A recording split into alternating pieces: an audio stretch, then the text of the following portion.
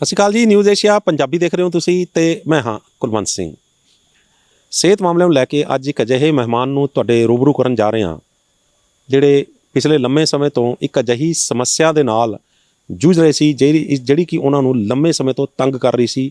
ਇੱਥੋਂ ਤੱਕ ਹਾਲਾਤ ਬਣ ਚੁੱਕੇ ਸੀ ਕਿ ਉਹ ਬੈੱਡ ਰਿਡਨ ਸੀ। ਸਰਕਾਰੀ ਨੌਕਰੀ ਕਰਦੇ ਨੇ ਪਰ ਡਿਊਟੀ 'ਤੇ ਜਾਣ ਲਈ ਵੀ ਉਹਨਾਂ ਨੂੰ ਮੁਹਤਾਜ ਹੋਣਾ ਪਿਆ। ਡਰਾਈਵਰ ਰੱਖਣਾ ਪਿਆ, ਕਿਸੇ ਨੂੰ ਮਿੰਨਤਾਂ ਕਰਨੀਆਂ ਪੈਂਦੀਆਂ ਸੀ। 3 ਮਹੀਨੇ ਦੀ ਛੁੱਟੀ ਵੀ ਲੈਣੀ ਪੈਗੀ ਇਲਾਜ ਕਰਵਾਉਣ ਲਈ। ਅਲੱਗ-ਅਲੱਗ ਜਗ੍ਹਾ ਤੋਂ ਇਲਾਜ ਕਰਵਾਏ, ਕਿਤੇ ਕੋਈ ਫਰਕ ਨਹੀਂ ਪਿਆ।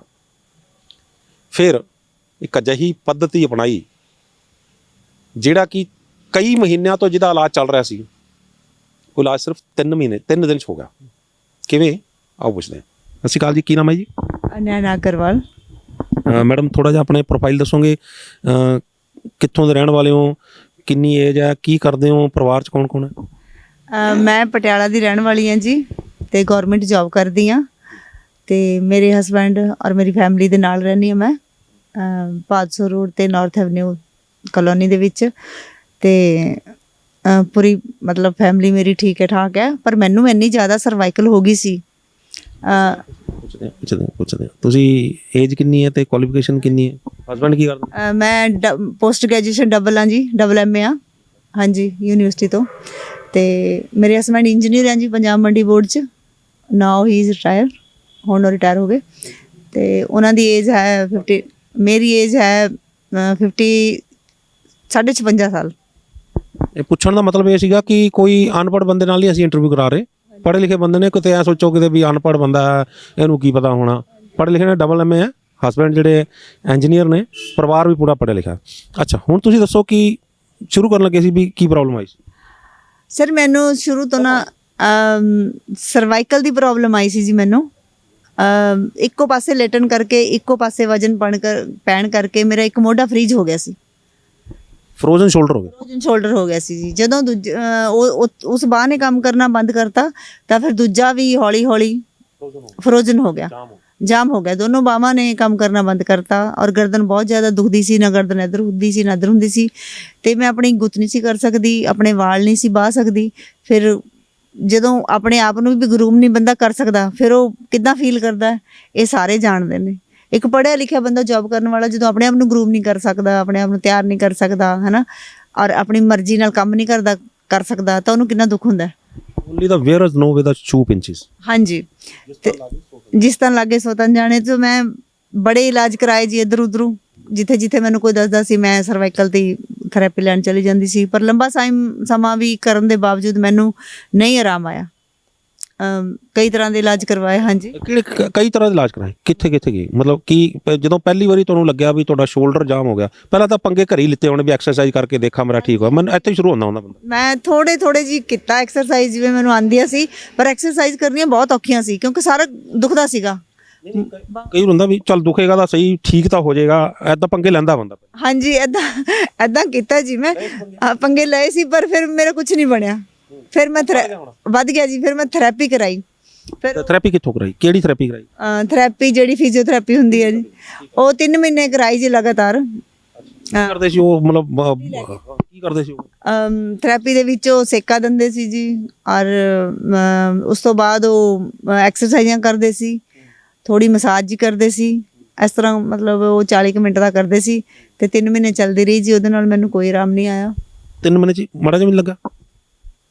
ਜਿਸ ਤਰ੍ਹਾਂ ਐਦਾਂ ਤੇ ਥੋੜ੍ਹਾ ਜਿਹਾ ਕੋਈ ਮਲ ਮੁਲ ਦੇ, ਕੋਈ ਇਸ ਤਰ੍ਹਾਂ ਹੀ ਹੀਲ ਜਿਹਾ ਹੋ ਜਾਂਦਾ ਸੀ ਮਾੜਾ ਜਾ ਕੇ। ਹਾਂ, for the timing relief timing, ਹਾਂਜੀ, ਕਿ ਮੈਂ ਜਾ ਕੇ ਆਈ ਹਾਂ ਬਸ। ਲੇਕਿਨ ਤਕਲੀਫਾਂ ਹੋਈ ਜਦੋਂ ਫਿਰ ਹੋਈ। ਮੈਨੂੰ ਹੁੰਦਾ ਸੀ ਕਿ ਮੈਂ ਆਪਣਾ ਬਾਲ ਬਣਾਵਾਂ, ਆਪਣੀ ਗੁੱਤਾਂ ਕਰਾਂ, ਆਪਣੇ ਘਰ ਨੂੰ ਸੰਭਾਲਾਂ, ਜ਼ੋਰ ਨਾਲ ਮੈਂ ਕੋਈ ਕੱਪੜਾ ਛੜਕਾਂ, ਕੱਪੜੇ ਜਿਸ ਤਰ੍ਹਾਂ ਕਰਨਾ ਹੁੰਦਾ ਕੰਮ ਹੈ ਨਾ, ਜਿਵੇਂ ਆਪਾਂ ਚੱਦਰ ਝਾੜਦੇ ਹਾਂ ਜ਼ੋਰ ਨਾਲ ਦੋਨੋਂ ਬਾਹਾਂ ਨਾਲ, ਉਹ ਸਾਰਾ ਨਹੀਂ ਹੁੰਦਾ ਸੀ ਜੀ। ਫਿਰ ਉਹ ਸਾਰਾ ਕੁਛ ਨੌਕਰਾਂ 'ਤੇ ਡਿਪੈਂਡੈਂਟ ਹੋ ਗਿਆ। ਮੈਂ 2 ਨੌਕਰ ਰੱਖ ਲਏ ਕਿ ਚਲੋ ਸਾਰਾ ਘਰ ਦਾ ਕੰਮ ਚੱਲੇ। ਅਤੇ ਫਿਰ ਵੀ ਮੈਨੂੰ ਕੋਈ ਸੈਟਿਸਫੈਕਸ਼ਨ ਆ, ਪਰ ਮੈਂ ਤਾਂ ਨਾ ਠੀਕ ਹੋਈ। ਉਹੀ ਮੇਰੀ ਫਿਰ ਗੁੱਤ ਕਰਦੀਆਂ ਸੀ ਜੀ। ਮੈਂ ਕਦੇ ਜਦੋਂ ਮੈਂ ਛੁੱਟੀ ਖਤਮ ਹੋਣੀ, ਮੈਂ ਫਿਰ ਉਹਨਾਂ ਤੋਂ ਗੁੱਤ ਕਰਾ ਕੇ ਆਫਿਸ ਜਾਣਾ ਤਾਂ ਬੜਾ ਔਡ ਲੱਗਣਾ ਹੈ ਨਾ। ਇੱਕ ਤਰ੍ਹਾਂ ਐਂ ਲੱਗਦਾ ਸੀ ਵੀ ਦੂਜੇ 'ਤੇ ਹੀ ਡਿਪੈਂਡ ਹੋ ਗਏ। ਆਫਿਸ ਕੰਮ ਕਰਦੇ ਸੀ, ਉੱਥੇ ਕੀ ਮਾਹੌਲ ਸੀ? ਮੇਰੇ ਆਫਿਸ ਬਹੁਤ ਵਧੀਆ ਮਾਹੌਲ ਸੀ ਜੀ। ਮਤਲਬ ਤੁਹਾਡੀ ਬੋਡੀ ਦਾ ਕੀ ਕਰਕੇ ਕਿੱਦਾਂ ਤੁਹਾਨੂੰ ਉਦੋਂ ਕੰਮ ਕਿਵੇਂ ਕਰਦੇ? ਕਿਉਂਕਿ ਮੇਰੀ ਸੁਪਰਡੈਂਟ ਦੀ ਪੋਸਟ ਸੀ ਜੀ, ਤਾਂ ਮੈਂ ਤਾਂ ਚੈੱਕ ਕਰਦੀ ਸੀ, ਕੰਮ ਨੂੰ ਉੱਠ ਕੇ ਚੈੱਕ ਕਰਦੀ ਸੀ ਜੀ। ਉਹਦੇ 'ਚ ਮੈਨੂੰ ਸਾਰਿਆਂ ਦਾ ਕੰਮ ਦੇਖਣਾ ਪੈਂਦਾ ਸੀ। ਖੈਰ ਮੇਰੇ ਟੇਬਲ 'ਤੇ ਹੀ ਸਾਰਾ ਮੇਰਾ ਸਟਾਫ ਆ ਕੇ ਕੰਮ ਕਰਵਾ ਲੈਂਦਾ ਸੀ, ਚੈੱਕ ਕਰਵਾ ਲੈਂਦਾ ਸੀ, ਹੋ ਜਾਂਦਾ ਸੀ। ਉਹ ਜਦੋਂ ਬੰਦਾ ਸਰੀਰ ਤੋਂ ਤੰਗ ਹੋਵੇ ਉਦੋਂ ਖਿੱਚ ਵੀ ਬੜੀ ਚੜਦੀ, ਖਿੱਚ ਲੜ ਵੀ ਪੈਂਦੇ ਹੋਣੇ ਕਈ। ਨਹੀਂ, ਉਹ ਮੇਰੀ ਨੇਚਰ ਐਸੀ ਸੀ ਜੀ, ਮੇਰੇ ਲੜਨ ਦੀ ਤਾਂ ਨੇਚਰ ਹੈ ਨਹੀਂ ਸੀ। ਸਾਰੇ ਮੇਰੀ ਬੜੀ ਰਿਸਪੈਕਟ ਕਰਦੇ ਸੀ। ਸਾਰੇ ਸਟਾਫ ਨੇ ਮੈਨੂੰ ਬਹੁਤ ਕੋਆਪਰੇਟ ਕੀਤਾ, ਮੇਰੇ ਆਫੀਸਰਸ ਨੇ ਬਹੁਤ ਕੋਆਪਰੇਟ ਕੀਤਾ। ਉਹਨਾਂ ਨੂੰ ਪਤਾ ਲੱਗ ਗਿਆ ਸੀ ਮੇਰੀ ਸਿਹਤ ਬਾਰੇ ਜੀ। ਤੇ ਕਈ ਵਾਰੀ ਕਾਲਰ ਲਗਾ ਕੇ ਜਾਣਾ, ਕਈ ਵਾਰੀ ਇਸ ਤਰ੍ਹਾਂ ਹੀ ਵਾਲਾਂ ਦਾ ਗੁੱਛਾ ਜਿਹਾ ਬਣ ਕੇ ਜਾਣਾ, ਤਾਂ ਪਤਾ ਤਾਂ ਚੱਲ ਹੀ ਜਾਂਦਾ ਕਿ ਇਨਸਾਨ ਠੀਕ ਨਹੀਂ ਹੈ। ਉਹਨਾਂ ਨੇ ਮੈਨੂੰ ਬਹੁਤ ਕੋਆਪਰੇਟ ਕੀਤਾ ਜੀ। ਉਹਨਾਂ ਦੇ ਕੋਆਪਰੇਸ਼ਨ ਦੇ ਕਰਕੇ ਵੀ ਮੈਂ ਜਲਦੀ ਠੀਕ ਹੋਈ ਹਾਂ। ਆਫਿਸ ਤਾਂ ਤੁਹਾਨੂੰ ਚਲੋ ਕੋਆਪਰੇਟਿਵ ਸੀਗਾ, ਘਰੇ ਫਿਰ ਜ਼ਿੰਮੇਵਾਰੀਆਂ ਸਾਰੀਆਂ ਤੁਹਾਡੇ ਸਿਰ ਸੀਗੀਆਂ। ਨੌਕਰ ਤਾਂ ਭਾਵੇਂ ਰੱਖ ਲਏ, ਪਰ ਫਿਰ ਵੀ ਸੰਤੁਸ਼ਟੀ ਮਿਲ ਜਾਂਦੀ ਸੀ? ਨਹੀਂ, ਸੰਤੁਸ਼ਟੀ ਨਹੀਂ ਸੀ ਮਿਲਦੀ।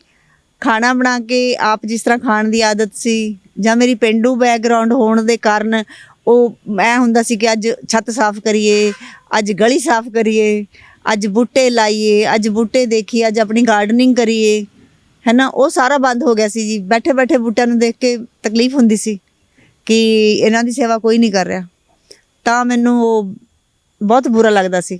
ਜਦ ਕਿ ਮੈਂ ਗਮਲਿਆਂ ਨੂੰ ਆਪਣੇ ਪੇਂਟ ਕਰਨਾ, ਆਪਣੇ ਬੂਟੇ ਲਿਆਣੇ, ਨਰਸਰੀਆਂ 'ਚ ਜਾਣਾ, ਇਹ ਸਾਰਾ ਕੁਝ ਮੇਰਾ ਸ਼ੌਕ ਸੀ। ਕੁਝ ਮੇਰੀ ਪੇਂਡੂ ਬੈਕਗਰਾਉਂਡ ਹੋਣ ਦੇ ਕਾਰਨ, ਜਿਵੇਂ ਆਪਾਂ ਕਹਿੰਦੇ ਹਾਂ ਧੋ ਕੇ ਕਣਕ ਪਿਹਾਉਣੀ ਹੈ, ਇੱਦਾਂ ਔਰ ਇਸ ਤਰ੍ਹਾਂ ਮੇਨਟੇਨ ਕਰਨੀ ਹੈ ਕਿਚਨ ਪੁਰਾਣੇ ਜ਼ਮਾਨੇ ਦੇ ਮੁਤਾਬਕ, ਉਹ ਸਾਰਾ ਬੰਦ ਹੋ ਗਿਆ। ਤਾਂ ਮੈਨੂੰ ਫਿਰ ਤਕਲੀਫ ਹੋਣ ਲੱਗੀ। ਤਾਂ ਮੇਰੀ ਡਾਈਟ ਦੇ ਉੱਪਰ ਵੀ ਫਰਕ ਪੈਣ ਲੱਗ ਗਿਆ, ਕਿਉਂਕਿ ਜਦੋਂ ਮੈਨੂੰ ਲੱਗਦਾ ਸੀ ਕਿ ਮੇਰਾ ਆਟਾ ਕਿਤੋਂ ਆ ਰਿਹਾ, ਥੈਲੀਆਂ ਵਾਲਾ ਆ ਰਿਹਾ, ਔਰ ਮੈਂ ਕਣਕ ਧੋ ਕੇ ਨਹੀਂ ਪਿਹਾ ਰਹੀ, ਤਾਂ ਉਹ ਸਾਰਾ ਕੁਝ ਮੈਨੂੰ ਬੁਰਾ ਲੱਗਦਾ ਸੀ। ਉਹਦੇ ਨਾਲ ਵੈਸੇ ਮੇਰੀ ਸਿਹਤ ਡਾਊਨ ਹੋ ਗਈ, ਵੇਟ ਵੱਧ ਗਿਆ ਮੇਰਾ ਬਹੁਤ ਜ਼ਿਆਦਾ। ਵੇਟ ਮੇਰਾ ਕਰੀਬ 20 ਕਿਲੋ ਦੇ ਆਸ-ਪਾਸ ਵੱਧ ਹੀ ਗਿਆ ਜੀ। ਹਾਂਜੀ, ਕਿਉਂਕਿ ਫਰੀ ਬੈਠਾ ਜਦੋਂ ਐਕਟੀਵਿਟੀ ਨਹੀਂ ਸੀ ਹੁੰਦੀ, ਫਿਰ ਮੈਨੂੰ ਦੁੱਖ ਹੋਇਆ ਜੀ। ਮੇਰੀ ਕੋਈ ਡਰੈਸ ਨਹੀਂ ਆਇਆ ਕਰਦੀ ਸੀ। ਉਹਦਾ ਵੀ ਜ਼ਿਆਦਾ ਦੁੱਖ ਲੱਗਾ ਹੁਣ? ਜਦੋਂ ਕਿਸੇ ਲੇਡੀ, ਤੁਹਾਨੂੰ ਪਤਾ ਆਪਣੀ ਡਰੈਸਿਸ ਨੂੰ ਲੈ ਕੇ ਕਿੰਨੀਆਂ ਸਿੰਸੀਅਰ ਹੁੰਦੀ ਆ ਨਾ ਜੀ, ਆਪਣੀ ਇੱਕ ਡਰੈਸ ਤੇ ਕਿੰਨਾ। ਔਰ ਮੈਂ ਹਾਏ ਮੇਰੀ ਆਹ ਡਰੈਸ ਆਉਂਦੀ ਨਹੀਂ, ਖਰਾਬ ਹੋ ਗਈ। ਹਾਂਜੀ, ਔਰ ਅੱਜ ਮੈਂ ਆਪਣੀ 12-13 ਸਾਲ ਪੁਰਾਣੀ ਡਰੈਸ ਪਹਿਨ ਕੇ ਬੈਠੀ ਹੋਈ, ਅੱਜ ਕਿੰਨੀ ਖੁਸ਼ੀ ਹੋ ਰਹੀ ਹੈ ਨਾ, ਵੇਟ ਠੀਕ ਹੋ ਗਿਆ। ਹਾਂਜੀ, ਤਾਂ ਇਹ ਜਿਹੜੀ ਲੜਾਈ ਜਿਹੜੀ ਇਹ ਬਿਮਾਰੀ ਨਾਲ ਲੜਾਈ ਤੁਹਾਡੀ ਕਿੰਨਾ ਚਿਰ ਚੱਲੀ? ਜਦੋਂ ਮਤਲਬ ਫਸਟ ਟਾਈਮ ਤੁਹਾਨੂੰ ਲੱਗਿਆ ਵੀ ਤੁਹਾਡਾ ਸ਼ੋਲਡਰ ਜਿਹੜਾ ਫਰੋਜ਼ਨ ਹੋ ਗਿਆ, ਤੇ ਠੀਕ ਹੋਣ ਤੱਕ ਕਿੰਨਾ ਸਮਾਂ ਜਿਹੜਾ ਉਹ ਤੁਸੀਂ ਲੜਾਈ ਕੀਤੀ? 2.5 ਸਾਲ ਤੱਕ ਹੀ ਰਿਹਾ ਜੀ। 2.5 ਸਾਲ? ਹਾਂਜੀ। ਤੇ ਮਤਲਬ ਕਦੇ ਵੀ ਇਸ ਤਰ੍ਹਾਂ ਨਹੀਂ ਲੱਗਿਆ ਵੀ ਠੀਕ ਹੋ ਰਿਹਾ? ਨਹੀਂ, ਕਦੇ ਨਹੀਂ ਲੱਗਿਆ ਕਿ ਹੀਲਿੰਗ ਹੋ ਰਹੀ ਹੈ। ਨਾ ਪਾਠ ਪੂਜਾ ਕਰਦੇ ਹੋ? ਪਾਠ ਪੂਜਾ ਮੈਂ ਐਂ ਤਾਂ ਨਹੀਂ ਜੀ ਕਰਦੀ ਕਿ ਬੈਠ ਕੇ ਕਰਾਂ, ਪਰ ਰੱਬ ਨੂੰ ਹਮੇਸ਼ਾ ਯਾਦ ਰੱਖਦੀ ਹਾਂ। ਮੇਰੇ ਲਈ ਧਰਮ ਸਾਰੇ ਬਰਾਬਰ ਹੈ। ਜਿਸ ਤਰ੍ਹਾਂ ਸਾਡੇ ਘਰ ਦੇ ਕੋਲ ਗੁਰਦੁਆਰਾ ਸਾਹਿਬ ਆ, ਬਸ ਮੈਂ ਉੱਥੇ ਲੰਘਦੀ ਮੱਥਾ ਟੇਕ ਲਿਆ ਤਾਂ ਮੈਂ ਸੋਚਦੀ ਸੀ ਮੇਰੀ ਹੋ ਗਿਆ। ਜਾਂ ਮੈਂ ਸਵੇਰੇ 4 ਵਜੇ ਜਦੋਂ ਉੱਠਦੀ ਸੀ ਤਾਂ ਮੈਂ ਉਹਨਾਂ ਨੂੰ ਸੁਣ ਲਿਆ ਤਾਂ ਸਮਝਦੀ ਮੇਰੀ ਪਾਠ ਪੂਜਾ ਹੋ ਗਈ। ਅਦਰਵਾਈਜ਼ ਇਹ ਨਹੀਂ ਤਾੜੀ ਲਾ ਕੇ ਮੈਂ ਕੋਈ ਨਹੀਂ ਸੀ ਸਮਾਧੀ ਲਾ ਕੇ ਕਰਦੀ ਸੀ ਇਸ ਤਰ੍ਹਾਂ। ਕਦੇ ਰੱਬ ਨਾਲ ਵੀ ਲੜਾਈ ਹੋਈ ਵੀ ਇਹ ਮੇਰੇ ਨਾਲ ਕੀ ਕਰਤਾ? ਰੱਬ ਨਾਲ ਲੜਾਈ ਤਾਂ ਫਿਰ ਜੀ ਹੋਈ ਜਦੋਂ ਸਰਦਾਰ ਪ੍ਰਗਟ ਸਿੰਘ ਜੀ ਦੇ ਘਰ ਸੋਲਨ ਤੋਂ ਵੈਦ ਆਏ ਕਪੂਰ ਜੀ। ਉਸ ਦਿਨ ਉਹਨਾਂ ਨੇ ਹਾਂਜੀ ਤਕਰੀਬਨ 4-5 ਦਸੰਬਰ ਨੂੰ 2 ਮਹੀਨੇ ਪਹਿਲਾਂ ਹਾਂਜੀ ਉਹ ਪੰਫਲੇਟ ਸਾਡੇ ਕੋਲ ਪਹੁੰਚ ਗਏ, ਸਾਡੇ ਘਰ ਵੀ ਆ ਗਏ ਕਿਉਂਕਿ ਨੇੜੇ ਹੀ ਹੈ। ਪੰਫਲੇਟ ਆ ਗਏ ਤੇ ਉਹਨਾਂ ਨੇ ਪਾਠ ਰਖਵਾਇਆ ਔਰ ਮੈਨੂੰ ਨਹੀਂ ਸੀ ਪਤਾ ਪਾਠ ਰਖਵਾਇਆ ਹੋਇਆ। ਉਸ ਦੇ ਵਿੱਚ ਉਹਨਾਂ ਨੇ ਕਿਹਾ ਸੀ ਕਿ ਸੈਮੀਨਾਰ ਇੱਕ ਤਰ੍ਹਾਂ ਦਾ ਮਤਲਬ ਗੈਦਰਿੰਗ ਹੀ ਹੈ ਕਿ ਸਿਹਤ ਸੰਬੰਧੀ ਦੱਸਣਗੇ। ਤੇ ਮੈਨੂੰ ਲੱਗਿਆ ਕਿ ਸਰਵਾਈਕਲ ਨਾਲ, ਮੈਂ ਉਹਨਾਂ ਨੂੰ ਵੈਸੇ ਵੀ ਫੋਨ ਕਰਦੀ ਰਹੀ ਜਿਵੇਂ ਉਹਨਾਂ ਦੇ ਡਾਕਟਰ ਸੀ ਕਿ ਸਰਵਾਈਕਲ ਲਈ ਕਰੋਗੇ, ਦੱਸੋਗੇ। ਉਹ ਕਹਿੰਦੇ ਹਾਂਜੀ ਦੱਸੋਗੇ, ਤੁਸੀਂ ਆ ਜਾਓ। ਜਦੋਂ ਫਿਰ ਉੱਥੇ ਆ ਕੇ ਪਾਠ ਹੋ ਰਿਹਾ ਸੀ ਸੁਖਮਨੀ ਸਾਹਿਬ ਦਾ ਰਖਵਾਇਆ ਉਹਨਾਂ ਨੇ ਇਸ ਸ਼ੁਭ ਕੰਮ ਨੂੰ ਕਰਨ ਲਈ, ਤੇ ਮੈਨੂੰ ਕਹਿਣ ਲੱਗੇ ਕਿ ਬੀਬਾ ਤੋਂ ਬੈਠਿਆ ਨਹੀਂ ਜਾ ਰਿਹਾ, ਨੀਚੇ ਸਰਵਾਈਕਲ ਕਰਕੇ ਹੱਡੀਆਂ ਦੁਖਦੀਆਂ ਸੀ, ਤੁਸੀਂ ਨੀਚੇ ਬੈਠ ਨਹੀਂ ਪਾ ਰਹੇ ਤਾਂ ਤੁਸੀਂ ਕੁਰਸੀ ਲੈ ਲਓ, ਕੁਰਸੀ ਤੇ ਬੈਠ ਜਾਓ। ਮੈਂ ਕਿਹਾ ਨਹੀਂ, ਮੈਂ ਇਹਨਾਂ ਦੇ ਬਰਾਬਰ ਨਹੀਂ ਬੈਠਣਾ, ਅੱਜ ਨੀਚੇ ਬੈਠ ਕੇ ਅਰਦਾਸ ਕਰਨੀ ਹੈ ਕਿ ਪ੍ਰਮਾਤਮਾ ਮੈਂ ਇੰਨੀ ਫਿੱਟ ਸੀ ਪਹਿਲਾਂ, ਇੰਨੀ ਠੀਕ ਸੀ, ਵੀ ਮੈਨੂੰ ਕਿਉਂ ਇਸ ਤਰ੍ਹਾਂ ਦਾ ਬਣਾਇਆ, ਮੈਨੂੰ ਠੀਕ ਕਰੋ। ਮੈਂ ਨੀਚੇ ਬੈਠਾਂਗੀ ਚਾਹੇ ਹੱਡੀਆਂ ਮੇਰੀਆਂ ਦੁਖਣ ਜੋ ਮਰਜ਼ੀ ਹੈ। ਅੱਜ ਮੈਂ ਪ੍ਰਸ਼ਾਦ ਨੀਚੇ ਹੀ ਬੈਠ ਕੇ ਗ੍ਰਹਿਣ ਕਰਨਾ, ਅੱਜ ਮੈਂ ਨੀਚੇ ਹੀ ਬੈਠ ਕੇ ਸਭ ਕੁਝ ਸੁਣਨਾ। ਬੜੀ ਲੇਡੀਜ਼ ਨੇ ਮੈਨੂੰ ਉਠਾਇਆ ਬਾਹਾਂ ਫੜ ਫੜ ਕੇ ਵੀ ਕਿ ਨਹੀਂ ਬੀਬਾ ਤੂੰ ਕੁਰਸੀ ਤੇ ਬੈਠ, ਤੂੰ ਲੱਗ ਰਿਹਾ ਕਿ ਔਖੀ ਆ। ਅੱਖਾਂ 'ਚੋਂ ਹੰਝੂ ਸੀ?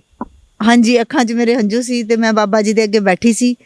ਉਸ ਤਾਕਤ ਨੂੰ ਮੈਂ ਮਹਿਸੂਸ ਕਰ ਰਹੀ ਸੀ ਉਸ ਵੇਲੇ, ਜੋ ਮੈਂ ਬਹੁਤ ਘੱਟ ਪਹਿਲਾਂ ਕੀਤੀ। ਤੇ ਮੈਂ ਬਾਬਾ ਜੀ ਨੂੰ ਕਹਿ ਰਹੀ ਸੀ ਕਿ ਬਾਬਾ ਜੀ ਮੇਰੇ ਤੋਂ ਕੀ ਗਲਤੀ ਹੋਈ ਹੈ ਜੋ ਮੈਨੂੰ ਇੰਨਾ ਤੁਸੀਂ ਸਜ਼ਾ ਦਿੱਤੀ ਹੈ ਨਾ, ਮੈਨੂੰ ਠੀਕ ਕਰੋ। ਉੱਥੇ ਮੈਂ ਅਰਦਾਸ ਕੀਤੀ ਜੀ ਤੇ ਉੱਥੋਂ ਪ੍ਰਸ਼ਾਦ ਲੈ ਕੇ ਜੀ ਫਿਰ ਬਸ ਅਸੀਂ ਵੈਦ ਜੀ ਨੂੰ ਸੁਣ ਕੇ ਚਲੇ ਗਏ। ਮਿਲਟਸ ਖਾ ਕੇ, ਮਿਲਟਸ ਦਾ ਲੰਗਰ ਲਾਇਆ ਹੋਇਆ ਸੀ ਸਰਦਾਰ ਪ੍ਰਗਟ ਸਿੰਘ ਜੀ ਨੇ, ਉਹ ਫਿਰ ਅਸੀਂ ਮਿਲਟਸ ਖਾ ਕੇ ਚਲੇ ਗਏ। ਫਿਰ ਮੇਰੀ ਸਿਸਟਰ ਕਹਿੰਦੀ ਮੈਨੂੰ ਤੂੰ ਸਕੂਟਰ ਤੇ ਥੋੜੀ ਦੂਰੋਂ ਆਈ ਹੈ, ਮੈਨੂੰ ਮੇਰੇ ਘਰ ਛੱਡਿਆ ਮਾਡਲ ਟਾਊਨ 5 ਕਿਲੋਮੀਟਰ। ਮੈਂ ਕਿਹਾ ਚੱਲ, ਮੇਰੇ ਵਿੱਚ ਤਾਕਤ ਆਣੀ ਜਿਵੇਂ ਸ਼ੁਰੂ ਹੋ ਗਈ। ਮੈਂ ਕਿਹਾ ਬੈਠ ਮੇਰੇ ਪਿੱਛੇ, ਮੈਂ ਤੈਨੂੰ ਛੱਡ ਕੇ ਆਉਂਦੀ ਹਾਂ। ਮੈਂ ਉਹਨੂੰ ਘਰ ਛੱਡ ਕੇ ਆਈ। ਉਹਨੇ ਉਦੋਂ ਹੀ ਕਹਿਤਾ, ਕਹਿੰਦੇ ਦੀਦੀ ਤੂੰ ਠੀਕ ਹੋ ਗਈ, ਜਿਹੜੀ ਤੂੰ ਮੈਨੂੰ ਛੱਡਣ ਦਾ ਆਹਦ ਲੈ ਲਿਆ ਕਿ ਮੈਂ ਤੈਨੂੰ ਛੱਡ ਕੇ ਆਉਂਦੀ ਹਾਂ 5 ਕਿਲੋਮੀਟਰ। ਮੀਂਹ ਪੈ ਰਿਹਾ ਸੀ ਉਸ ਦਿਨ ਤੇ ਮੈਂ ਉਹਨੂੰ ਛੱਡਿਆ ਹੀ। ਉਹਨੇ ਮੈਨੂੰ ਫਿਰ ਫੋਨ ਕੀਤਾ, ਕਹਿੰਦੇ ਦੀਦੀ ਤੁਸੀਂ ਠੀਕ ਹੋ ਗਏ। ਮੈਂ ਕਿਹਾ ਤੈਨੂੰ ਕਿਵੇਂ ਪਤਾ? ਬਸ ਕਹਿੰਦੀ ਤੁਸੀਂ ਠੀਕ ਹੋ ਗਏ। ਉਹ ਵੀ ਮੇਰੇ ਨਾਲ ਸੀ। ਫਿਰ ਨੈਕਸਟ ਡੇ ਅਸੀਂ ਫੇਰ ਆਏ। ਫਿਰ ਮੈਂ ਡਾਇਰੀ ਲੈ ਕੇ ਆਈ, ਪੈਨ ਲੈ ਕੇ ਆਈ, ਸਭ ਤੋਂ ਪਹਿਲੇ ਨੰਬਰ ਦੀ ਸੀਟ ਤੇ ਬੈਠੀ।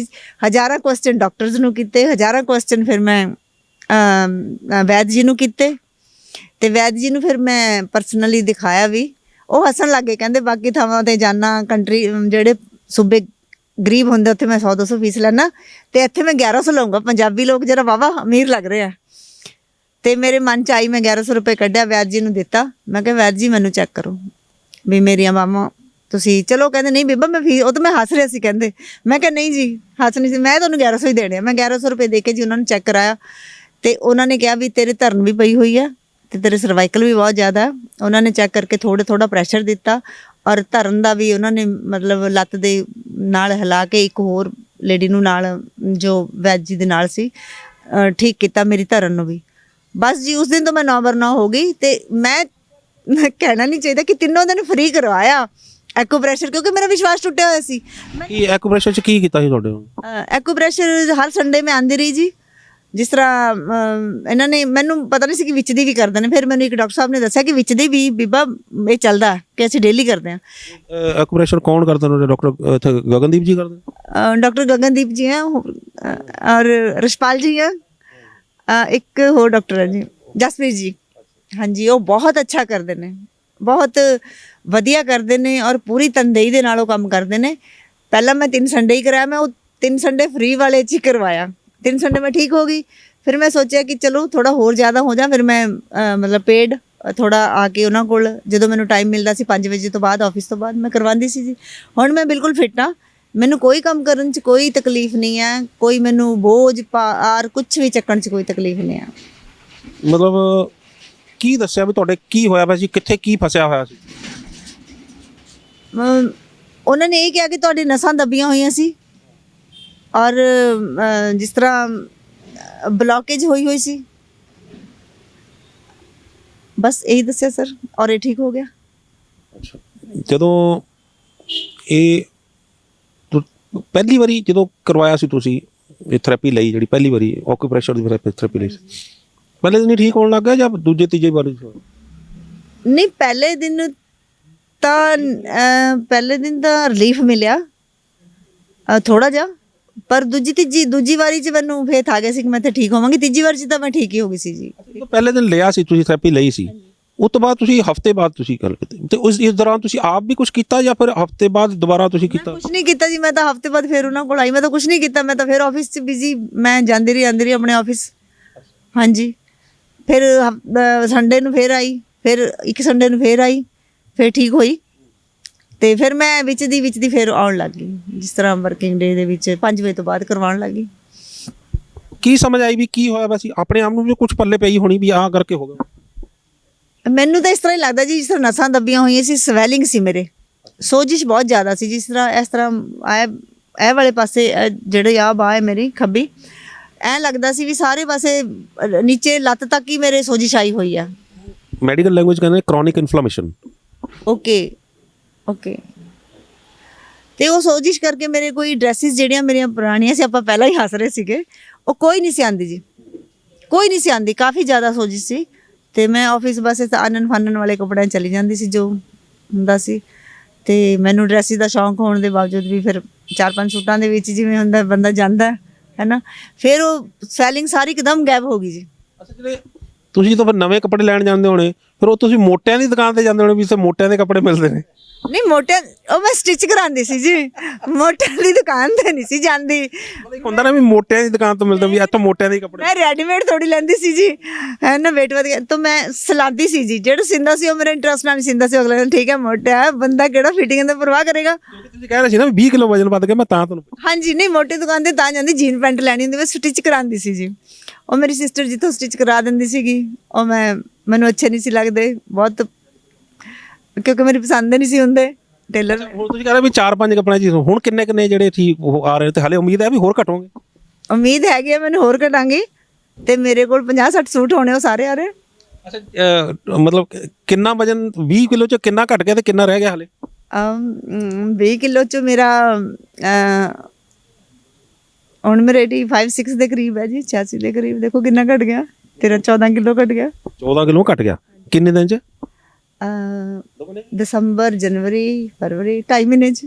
2.5 ਮਹੀਨੇ ਚ 14 ਕਿਲੋ ਵਜਨ ਘਟਾ ਗਏ? ਕੀ ਬਾਤ ਹੈ। ਖਾਣਾ ਪੀਣਾ ਵੀ ਬਦਲਿਆ ਕਿ ਕੁਝ ਇਹੋ ਜਿਹੇ? ਬਦਲਿਆ, ਮਿਲਟਸ ਖਾਣੇ ਸ਼ੁਰੂ ਕੀਤੇ ਜੀ।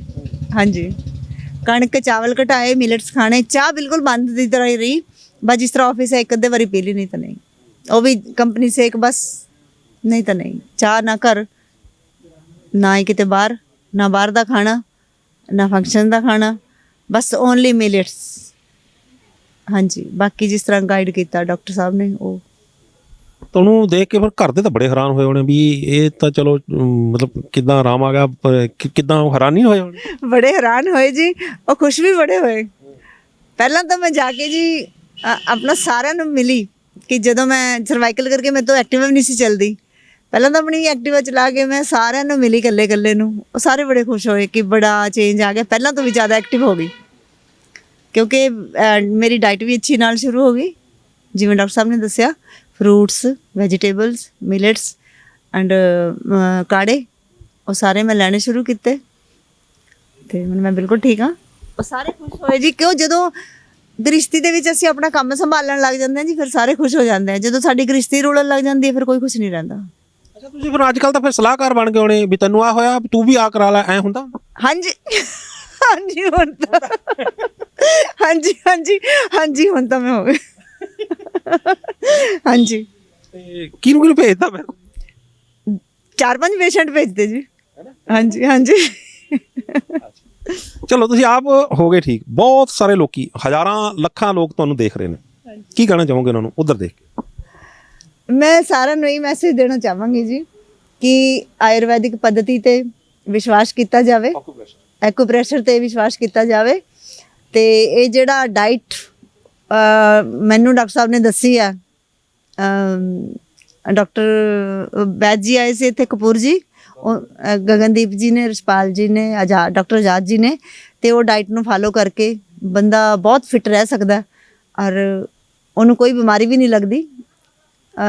ਜਿਸ ਤਰ੍ਹਾਂ ਮੈਨੂੰ ਲੱਗਦਾ ਸੀ ਕਿ ਮੈਨੂੰ ਕਈ ਵਾਰੀ ਮੈਨੂੰ ਫੀਲ ਹੁੰਦਾ ਸੀ ਕਿ ਕਿਤੇ ਸ਼ੂਗਰ ਤਾਂ ਨਹੀਂ ਮੈਨੂੰ ਹੋ ਗਈ, ਖੋਜ ਹੀ ਪੈਂਦੀ ਸੀ, ਪਰ ਇਹ ਮਿਲਟਸ ਦੇ ਨਾਲ ਇੰਨੀ ਸੈਟੀਸਫੈਕਸ਼ਨ ਰਹਿੰਦੀ ਹੈ ਕਿ ਬੰਦਾ ਆਪਣੇ ਆਪ ਨੂੰ ਫੁੱਲੀ ਫੀਡ ਮਹਿਸੂਸ ਕਰਦਾ। ਬਹੁਤ ਧੰਨਵਾਦ ਨੈਨਾ ਜੀ, ਕਮਾਲ ਦਾ ਤੁਹਾਡਾ ਤਜਰਬਾ ਔਰ ਕਮਾਲ ਦਾ ਤੁਹਾਡਾ ਜਿਹੜਾ ਉਹ ਦੱਸਣ ਦਾ ਸਟਾਈਲ, ਬਹੁਤ ਧੰਨਵਾਦ। Thank you so much. ਸਤਿ ਸ਼੍ਰੀ ਅਕਾਲ। ਸੋ ਇਹ ਸਨ ਨੈਨਾ ਅਗਰਵਾਲ, ਪੜ੍ਹੇ ਲਿਖੇ ਨੇ, ਪਰਿਵਾਰ ਪੂਰਾ ਪੜ੍ਹਿਆ ਲਿਖਿਆ। ਇੱਦਾਂ ਲੱਗਦਾ ਕਿ ਜਦੋਂ ਇਹਨਾਂ ਨੂੰ ਤਕਲੀਫ ਹੋਣੀ ਉਦੋਂ ਵੀ ਹੱਸਦੇ ਹੀ ਰਹਿੰਦੇ ਹੋਣੇ, ਕਿਉਂਕਿ ਬਹੁਤਾ ਇਹਨਾਂ ਦੀ ਨੇਚਰ ਮੈਨੂੰ ਹਸਮੁਖ ਲੱਗੀ ਹੈ। ਲੇਕਿਨ 2.5 ਸਾਲ ਥੋੜ੍ਹਾ ਸਮਾਂ ਨਹੀਂ ਹੁੰਦਾ, 2.5 ਸਾਲ ਇਹਨਾਂ ਨੇ ਲੰਮਾ ਸਮਾਂ ਜਿਹੜਾ ਇਲਾਜ ਵੀ ਕਰਾਏ, ਇਹਨਾਂ ਨੇ ਤਕਲੀਫ ਵੀ ਸਹੀ, ਅਲੱਗ-ਅਲੱਗ ਡਾਕਟਰਸ ਕੋਲ ਗਏ, ਫਰੋਜ਼ਨ ਸ਼ੋਲਡਰ ਹੋ ਗਿਆ, ਸਰਵਾਈਕਲ ਹੋ ਗਿਆ। ਇਹ ਬਹੁਤ, ਇਹ ਕਹਿਣ ਨੂੰ ਨਾ ਇੱਕ ਦੋ ਨਾਮ ਨੇ, ਬਟ ਜਦੋਂ ਜਿਹਨੂੰ ਹੁੰਦਾ ਨਾ ਉਹਨੂੰ ਨਾ ਪਿਆ ਜਾਂਦਾ, ਨਾ ਉੱਠਿਆ ਜਾਂਦਾ, ਨਾ ਤੁਰਿਆ ਜਾਂਦਾ ਅਤੇ ਨਾ ਬੈਠਿਆ ਜਾਂਦਾ, ਇੰਨੀ ਬੁਰੀ ਤਰ੍ਹਾਂ ਤਕਲੀਫ ਹੁੰਦੀ ਹੈ। ਔਰ ਜਦੋਂ ਇਹਨਾਂ ਨੂੰ ਹੋਈ ਹੈ, ਇਹਨਾਂ ਨੇ ਉਹ ਸਾਰੀ ਤਕਲੀਫ ਸਹੀ ਹੈ। ਪਰਿਵਾਰ ਨੇ, ਆਫਿਸ ਦੇ ਬੜੇ ਖੁਸ਼ਕਿਸਮਤ ਨੇ ਵੀ ਇਹਨਾਂ ਨੂੰ ਪਰਿਵਾਰ ਅਤੇ ਆਫਿਸ ਵਾਲਿਆਂ ਦਾ ਸਾਥ ਮਿਲਿਆ, ਪਰ ਬਹੁਤੇ ਇੰਨੇ ਖੁਸ਼ਕਿਸਮਤ ਨਹੀਂ ਹੁੰਦੇ। ਪਰਿਵਾਰ ਦੀਆਂ ਜ਼ਿੰਮੇਵਾਰੀਆਂ ਵੀ ਹੁੰਦੀਆਂ ਨੇ ਅਤੇ ਬਾਹਰ ਦੀਆਂ ਜ਼ਿੰਮੇਵਾਰੀਆਂ ਵੀ ਹੁੰਦੀਆਂ ਨੇ, ਸਾਰੀਆਂ ਤਕਲੀਫ ਦੇ ਵਿੱਚ ਹੀ ਸਹਿਣੀਆਂ ਕਰਨੀਆਂ ਪੈਂਦੀਆਂ ਨੇ। ਤੇ ਜਦੋਂ ਇਹ ਤਕਲੀਫ ਹੁੰਦੀ ਹੈ ਤਾਂ ਫਿਰ ਮੈਂ ਇੱਕ ਵਾਰੀ ਕਹਾਂਗਾ only the wearers know, only the wearer know where the shoe pinches, ਜਿਸ ਤਨ ਲਾਗੇ ਸੋ ਤਨ ਜਾਣੇ। ਖੁਸ਼ੀ ਦੀ ਗੱਲ ਇਹ ਹੈ ਕਿ all is well if ends well, ਯਾਨੀ ਕਿ ਅੰਤ ਭਲੇ ਦਾ ਭਲਾ। ਇਹਨਾਂ ਨੂੰ ਆਕਿਊਪ੍ਰੈਸ਼ਰ ਦੀ ਵਿਧੀ ਦੇ ਨਾਲ ਆਰਾਮ ਆਇਆ। ਗਗਨਦੀਪ ਜੀ ਨੇ, ਮੈਂ ਤੁਹਾਨੂੰ ਰੂਬਰੂ ਕਰਵਾ ਚੁੱਕਿਆ, ਗਗਨਦੀਪ ਜੀ ਨੇ ਇਹਨਾਂ ਦਾ ਇਲਾਜ ਕਰਵਾਇਆ ਤੇ ਇਹਨਾਂ ਦੇ ਜਿਹੜੀ ਆਕਿਊਪ੍ਰੈਸ਼ਰ ਜਿਹੜੀ ਹੈ ਪੱਧਤੀ ਦੇ ਨਾਲ ਇਹਨਾਂ ਨੂੰ ਥੈਰੇਪੀਆਂ ਦਿੱਤੀਆਂ। 3 ਥੈਰੇਪੀਜ਼ ਦੇ ਵਿੱਚ ਹੀ ਇਹਨਾਂ ਨੂੰ 2.5 ਸਾਲ ਦੀ ਇਹਨਾਂ ਦੀ ਜਿਹੜੀ ਸਮੱਸਿਆ ਉਹ ਹੱਲ ਹੋ ਗਈ। ਉਮੀਦ ਕਰਦੇ ਹਾਂ ਕਿ ਵੀਡੀਓ ਤੁਹਾਨੂੰ ਪਸੰਦ ਆਈ ਹੋਵੇਗੀ। ਜੇ ਪਸੰਦ ਆਈ ਹੈ ਤੇ ਇਸ ਨੂੰ ਵੱਧ ਤੋਂ ਵੱਧ ਸ਼ੇਅਰ ਕਰ ਦਿਓ। ਬਹੁਤ ਸਾਰੀ ਦੁਨੀਆ ਜਿਹੜੀ ਆ ਉਹ ਘਰ ਬੈਠੀ ਬੁਰੇ ਹਾਲਾਤਾਂ ਦੇ ਵਿੱਚ ਹੈ। ਨੈਣਾ ਜੀ ਵਾਂਗੂ ਜਿਹੜੇ ਆ ਉਹ 2.5 ਸਾਲ ਕੀ ਜਿਹੜੇ ਉਹਨਾਂ ਨੂੰ ਹੋ ਸਕਦਾ ਉਹਨਾਂ ਨੂੰ 10 ਸਾਲ ਤੋਂ ਵੀ ਘਰੇ ਬੈਠੇ ਤਕਲੀਫ ਸਹਿ ਰਹੇ ਹੋਣ। ਤਕਲੀਫ ਦੇ ਵਿੱਚ ਬੈਠੇ ਬੰਦੇ ਨੂੰ ਜੇਕਰ ਆਪਾਂ ਆਰਾਮ ਦੇ ਦਿੰਦੇ ਹਾਂ, ਕਿਸੇ ਰੋਂਦੇ ਨੂੰ ਹਸਾ ਦਿੰਦੇ ਹਾਂ, ਤਾਂ ਉਹਦੇ ਵਰਗਾ ਪੁੰਨ ਕੋਈ ਨਹੀਂ, ਉਹਦੇ ਵਰਗਾ ਲੰਗਰ ਲਾਉਣਾ ਕੋਈ ਨਹੀਂ। ਤੇ ਉਮੀਦ ਕਰਦੇ ਹਾਂ ਤੁਸੀਂ ਇਸ ਗੱਲ ਨੂੰ ਸਮਝਦੇ ਹੋਏ ਇਸ ਵੀਡੀਓ ਨੂੰ ਵੱਧ ਤੋਂ ਵੱਧ ਸ਼ੇਅਰ ਕਰੋਗੇ ਤੇ ਹਜ਼ਾਰਾਂ ਲੋਕਾਂ ਤੱਕ ਪਹੁੰਚਾ ਦੋਗੇ ਜਿਹੜੇ ਆਪਣੇ ਘਰ 'ਚ ਬੈਠੇ ਤਕਲੀਫਾਂ ਦੇ ਵਿੱਚ ਨੇ। ਤੇ ਜੇ ਉਹਨਾਂ ਦੇ ਵਿੱਚੋਂ ਚੰਦ ਲੋਕ ਵੀ ਇਲਾਜ ਕਰਵਾ ਕੇ ਠੀਕ ਹੁੰਦੇ ਨੇ ਤਾਂ ਅਸੀਂ ਸਮਝਾਂਗੇ ਕਿ ਇਸ ਵੀਡੀਓ ਨੂੰ ਬਣਾਉਣ ਦਾ ਮਕਸਦ ਕਾਮਯਾਬ ਰਿਹਾ। ਸਾਡੇ ਚੈਨਲ ਨੂੰ ਸਬਸਕ੍ਰਾਈਬ ਕਰਨਾ ਨਾ ਭੁੱਲਿਓ। ਅਗਲੀ ਵਾਰ ਫਿਰ ਹਾਜ਼ਰ ਹੋਵਾਂਗੇ ਇੱਕ ਨਵੇਂ ਮੁੱਦੇ, ਇੱਕ ਨਵੇਂ ਮਹਿਮਾਨ ਦੇ ਨਾਲ। ਉਦੋਂ ਤੱਕ ਮੈਨੂੰ ਦਿਓ ਇਜਾਜ਼ਤ। ਧੰਨਵਾਦ।